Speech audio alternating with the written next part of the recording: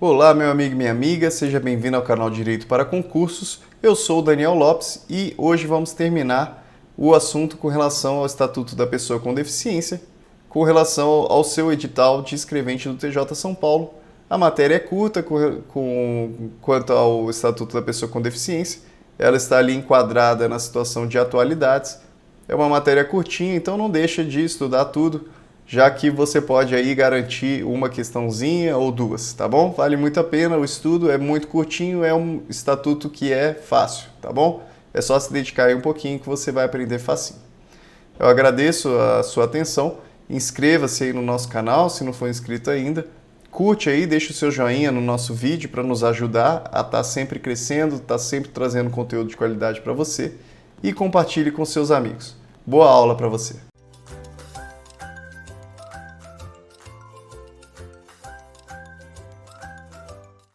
Vamos lá, dando continuidade aos nossos estudos do Estatuto da Pessoa com Deficiência. Vamos falar agora dos direitos fundamentais, título 2, capítulo 1 do direito à vida. Do direito à vida. Compete ao poder público garantir a dignidade da pessoa com deficiência ao longo de toda a vida. Lembrando aqui, como nós falamos anteriormente, é um estatuto muito principiológico. Ele traz aqui o princípio da dignidade da pessoa humana. Já falamos aqui do direito à vida. São situações principiológicas, questões que são trazidas ali no artigo 5º da Constituição Federal. E aqui ele acaba reiterando essa situação, privilegiando a situação da pessoa com deficiência. Parágrafo único. Em situações de risco, emergência ou estado de calamidade pública, a pessoa com deficiência será considerada vulnerável, devendo o poder público adotar medidas para sua proteção e segurança.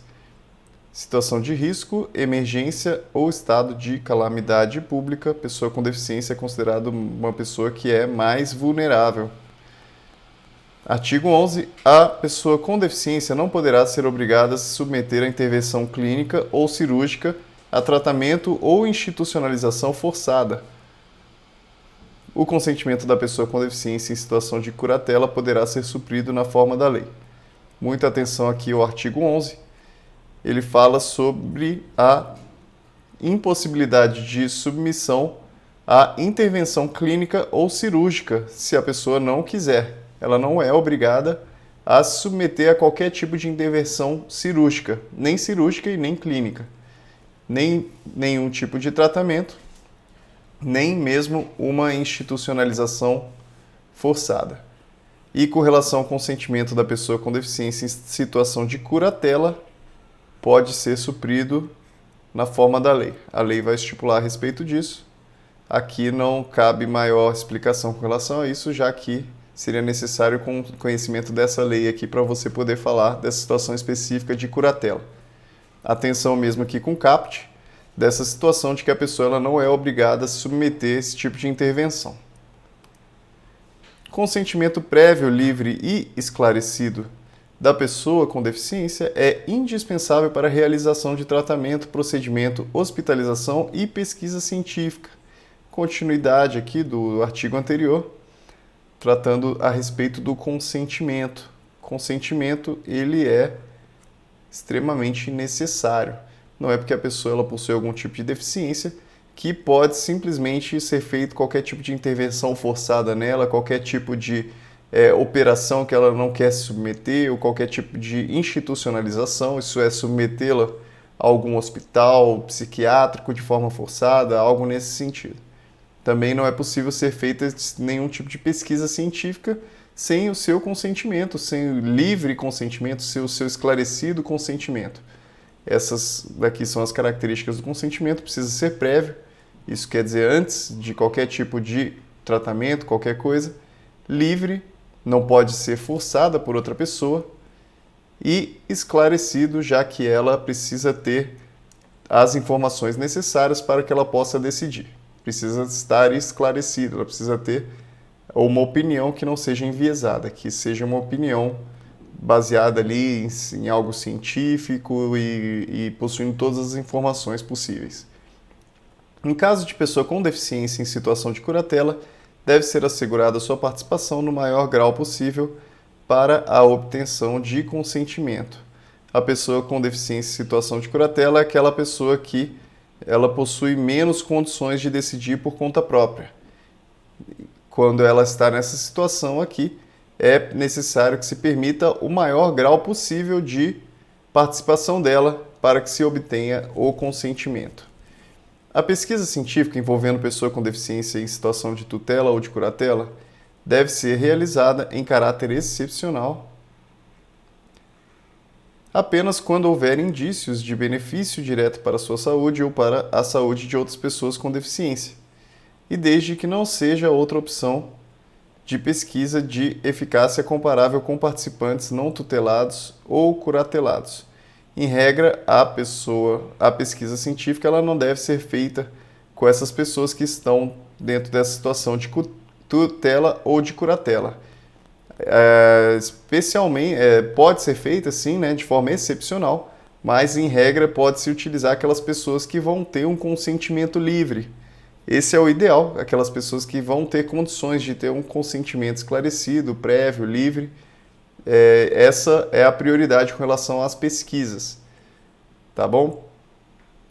Já que não se deve utilizar do pressuposto de que, em razão daquela pessoa não possuir possibilidade de dar o seu consentimento completo, a pessoa acaba utilizando daquilo para fazer algum tipo de pesquisa científica e não deve ser esse o intuito da pesquisa. Artigo 13. A pessoa com deficiência somente será atendida sem seu consentimento prévio, livre e esclarecido. Em quais casos que ela pode ser atendida sem o consentimento? Em caso de risco de morte e de emergência em saúde, resguardado o seu superior interesse e adotadas as salvaguardas legais cabíveis.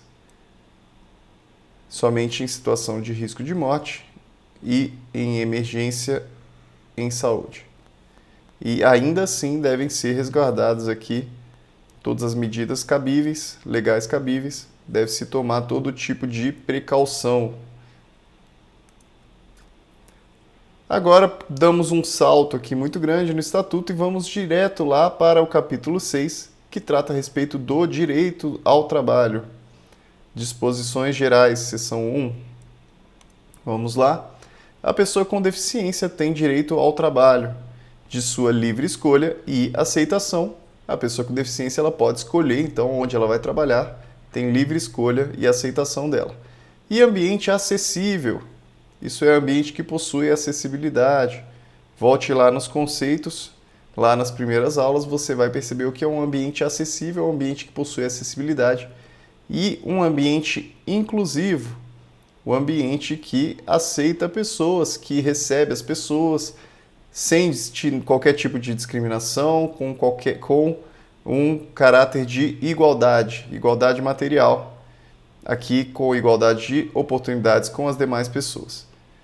As pessoas jurídicas de direito público, privado ou de qualquer natureza são obrigadas a garantir ambientes de trabalho acessíveis e inclusivos. Novamente aqui, acessibilidade e inclusivo.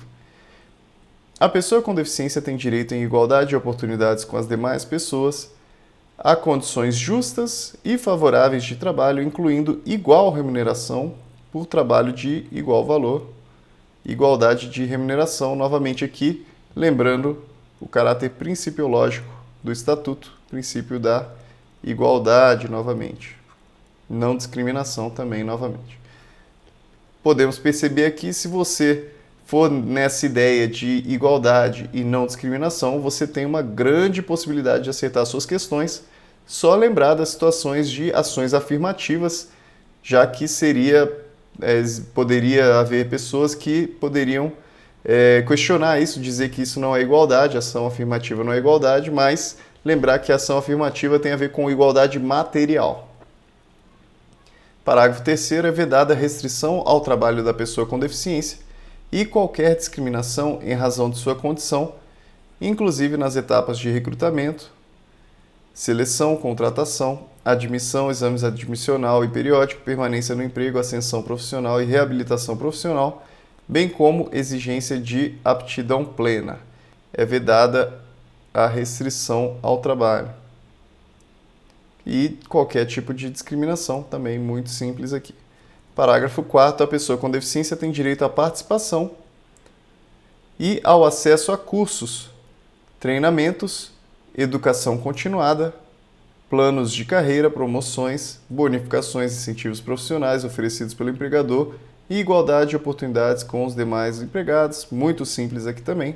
Só você entender que ele possui aí igualdade com qualquer outro empregado de uma empresa. É garantida aos trabalhadores com deficiência acessibilidade em cursos de formação e de capacitação. É necessário que seja providenciada a acessibilidade a esses cursos de formação, já que eles serão disponibilizados para os empregados. É necessário que para os trabalhadores com deficiência haja algum tipo de acessibilidade para eles, para que ele não deixe de estar se capacitando somente em razão da deficiência que ele possui. Artigo 35. É finalidade primordial das políticas públicas de trabalho e emprego promover e garantir condições de acesso e de permanência da pessoa com deficiência no campo de trabalho. Sabemos que a pessoa com deficiência ela acaba sofrendo mais dificuldades ali no ambiente de trabalho, em razão às vezes de falta de acessibilidade, em razão de preconceito, em razão de diversos motivos. As pessoas acabam tendo mais dificuldade realmente, isso é natural. Então, em razão disso, é finalidade primordial das políticas públicas fazer com que não haja toda essa rotatividade dos empregados, das pessoas com deficiência. As políticas públicas elas devem promover e garantir condições de acesso, tanto o acesso, para que essas pessoas elas sejam admitidas nos empregos, e também de permanência. Os programas de estímulo ao empreendedorismo e ao trabalho autônomo, incluídos o cooperativismo e o associativismo, devem prever a participação da pessoa com deficiência e a disponibilização de linhas de crédito quando necessárias. Também estimula-se aí o empreendedorismo. Estimula-se que quando uma pessoa realiza esse tipo de atividade, eles devem prever a participação de pessoas com deficiência. Da habilitação profissional e reabilitação profissional. Vamos lá, seção 2. Agora já estamos caminhando aqui, já próximos um pouco do fim, né? Já para o final da matéria. Habilitação profissional e reabilitação profissional. O poder público deve implementar serviços e programas completos de habilitação profissional e de reabilitação profissional, para que a pessoa com deficiência possa ingressar, continuar ou retornar ao campo de trabalho, respeitados sua livre escolha, sua vocação e seu interesse. Mais uma obrigação ao poder público.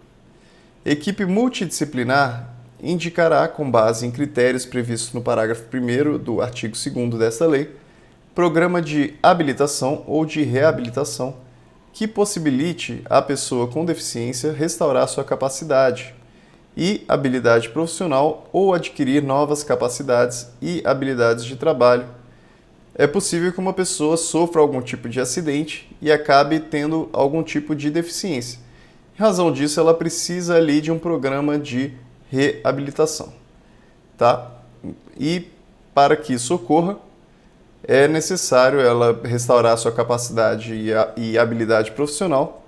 Existe então essa exigência de que a equipe multidisciplinar ela trabalhe nesse sentido, de permitir que essa pessoa readquira aquelas capacidades que ela possuía anteriormente, ou então adquirir novas capacidades e habilidades para que ela desempenhe o trabalho bem feito. Com relação à habilitação profissional, corresponde ao processo destinado a propiciar à pessoa com deficiência aquisição de conhecimentos, habilidades e aptidões para exercício de profissão ou de ocupação, permitindo nível suficiente de desenvolvimento profissional para ingresso no campo de trabalho. Isso é que é habilitação. Significa propiciar à pessoa com deficiência a aquisição de conhecimentos. Ela adquire novos conhecimentos, ela adquire habilidades, adquire aptidões.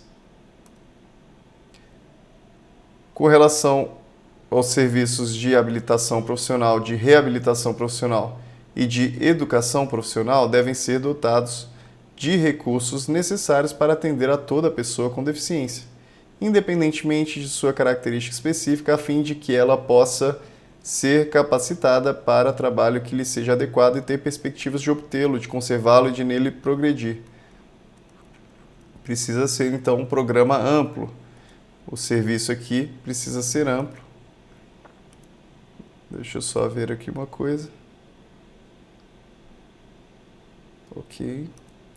Precisa, então, ser um serviço amplo para que essas pessoas elas possam ser capacitadas no trabalho, um trabalho adequado e com perspectiva de conseguir o trabalho e conservar e progredir nele. Os serviços de habilitação profissional, de reabilitação profissional, de educação profissional deverão ser oferecidos em ambientes acessíveis e inclusivos, ok, isso é bem óbvio. A habilitação profissional e a reabilitação profissional devem ocorrer articuladas com as redes públicas e privadas, especialmente de saúde, de ensino e de assistência social. Trata-se, novamente, de um trabalho multidisciplinar, de um trabalho que envolve diversas áreas do setor público, do setor privado. Principalmente aqui, agora com habilitação e reabilitação, estamos falando de integração entre saúde, educação e assistência social. Tem que existir essa integração em todos os níveis e modalidades em entidades de formação profissional ou diretamente com o empregador. Pode ser, então, feita nessas entidades, como pode ser feita também diretamente pelo empregador, que pode possuir esse tipo de programa aqui. A habilitação profissional pode ocorrer em empresas por meio de prévia formalização do contrato de emprego da pessoa com deficiência, que será considerada para o cumprimento da reserva de vagas prevista em lei. Existe ali uma previsão de um quantitativo mínimo para a contratação de pessoas com deficiência. A habilitação pode ocorrer em empresas por meio de prévia formalização do contrato de emprego da pessoa com deficiência, que será considerada para o cumprimento da reserva de vagas previstas em lei, desde que por tempo determinado e concomitante com a inclusão profissional na empresa, observado o disposto em regulamento. A habilitação profissional e a reabilitação profissional atenderão a pessoa com deficiência. Da inclusão da pessoa com deficiência no trabalho. Última sessão aqui para estudarmos no Estatuto. Constitui modo de inclusão da pessoa com deficiência no trabalho a colocação competitiva em igualdade de oportunidades com as demais pessoas, nos termos da legislação trabalhista e previdenciária, na qual devem ser atendidas as regras de acessibilidade, fornecimento de recursos de tecnologia assistiva e a adaptação razoável no ambiente de trabalho. Parágrafo único. A colocação competitiva da pessoa com deficiência pode ocorrer por meio de trabalho com apoio. Aqui ele pode ocorrer por meio de trabalho com apoio, seguindo essas diretrizes. Prioridade no atendimento à pessoa com deficiência com maior dificuldade de inserção no campo de trabalho.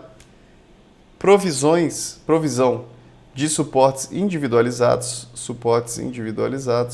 Aqui significa um tipo de personalização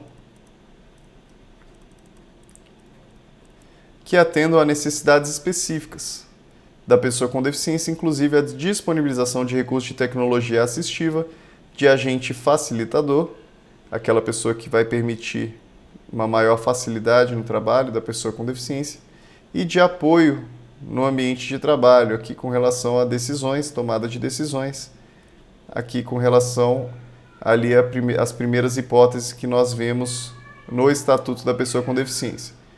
Respeito ao perfil vocacional, precisa respeitar ali a vocação da pessoa, o que ela se interessa mais, o que ela faz melhor, e ao interesse dela, ao interesse da pessoa com deficiência apoiada. Oferta de aconselhamento e de apoio aos empregadores com vistas à definição de estratégias de inclusão e de superação de barreiras, inclusive atitudinais. É necessário que haja esse tipo de aconselhamento e apoio aos empregadores, inclusive com relação às atitudes que eles possuem, já que existe uma cultura já de preconceito, existe uma cultura de compreensão de que às vezes a pessoa com deficiência ela vai desempenhar pior do que um outro empregado. É necessário que haja um tipo de trabalho específico com relação a isso. Estratégias de inclusão e superação de barreiras. Existem muitas pessoas que entendem que vai ser extremamente custoso, o que às vezes não é. É necessário que haja esse tipo de oferta de aconselhamento. Realização de avaliações periódicas. Articulação intersetorial entre setores das políticas públicas. Lembrando que é uma tarefa multidisciplinar, é necessário que haja uma articulação entre todos os setores, entre vários setores de políticas públicas. Possibilidade de participação de organizações da sociedade civil. Temos aqui participação do terceiro setor, que é formado por pessoas civis, por civis que trabalham de alguma forma e cooperam dentro dessa situação de aconselhamento, dentro dessa situação de acolhimento e inclusão das pessoas com deficiência. E por fim, a entidade contratada para a realização de processo seletivo, seja público ou privado para cargo, função ou emprego, está obrigada à observância do disposto nessa lei e em outras normas de acessibilidade vigentes. É uma norma vigente, é uma norma que é cogente, ela obrigatoriamente precisa ser seguida para os processos seletivos, para que se permita ali uma igualdade de oportunidade. Finalizamos aqui então o nosso estudo com relação ao Estatuto da Pessoa com Deficiência. Espero aí que não tenha ficado nenhum tipo de dúvida, mas se tiver ficado alguma dúvida, não deixe de falar conosco, não deixe de deixe o seu comentário, né, para que eu saiba aí qual que é a sua dúvida. Se você tiver algum elogio, alguma crítica, também fique livre aí para poder falar o que você quiser, tá bom? Então, finalizamos por aqui. Muitíssimo obrigado pela sua atenção até esse momento. Inscreva-se aí no canal se ainda não for inscrito. Compartilhe também com seus amigos. E também ative o sininho se ainda não tiver ativado, tá bom? Para que você receba a notificação aí dos próximos vídeos. Muito obrigado e até a próxima aula.